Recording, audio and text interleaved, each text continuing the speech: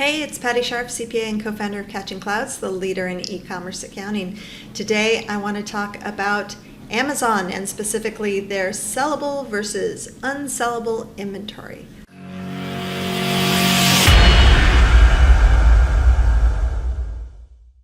All right, so there are always returns when you're selling on Amazon. It's just kind of a fact of life, all right? So what happens is when people send back their products, Amazon will take a look at them and they will put it into one of two categories, either sellable or unsellable.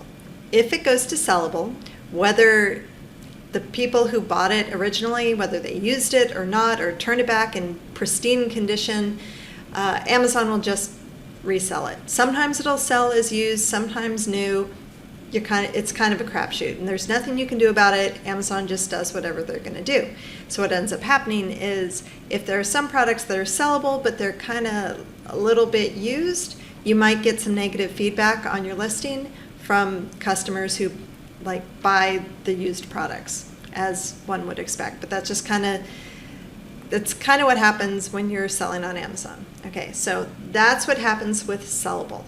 However, if the products are damaged, and damaged enough, it will go to unsellable. They used to have a service, I think they maybe still do, where it's kind of an inspection service where they can inspect the products, they can maybe, gussy it up a little bit and make it look nicer and turn it into sellable so you can still turn around and sell that product.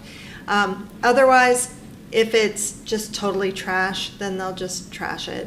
But if it's it could be resold, or Amazon's really not quite sure what to do with it. They think it's unsellable, but they want to know what you want to do with your products. This is where you come in.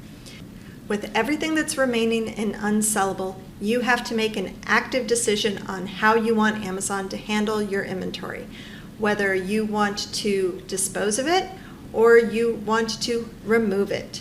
If you dispose it, and you tell Amazon, yes, dispose it, here's what happens. Amazon says, great, they take ownership of the products, you've relinquished responsibility for that, they will take it, and what they do is they get a gigantic container and they throw those products in there. Anyone from seller A, B, C, D, E, they throw them all into a container.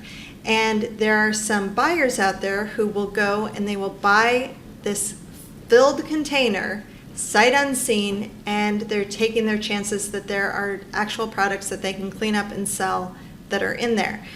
And what they will do is they will turn around, they'll relist them on Amazon, they may list them on your listing, and then when it goes to the customer, if the customer doesn't like it and think that they're getting ripped off, they will send it back again, and they may leave negative reviews on your listing. So that is something to be aware of when you dispose of products. However, if you decide to remove products, Amazon will say, great, got it, no problem, and they will send it back to you. Now, when you sent in all your products the first time, chances are you sent in a giant, a whole bushel of products. You sent it to them, so you got some discounts and stuff on shipping. When it comes back to you, it's going to be coming back one by one. And even though Amazon may get stuff out to customers really quickly, when it comes back to you, it's going to take 30, 60 days, maybe even longer. So it's coming out piecemeal, one by one. It's coming back really slowly.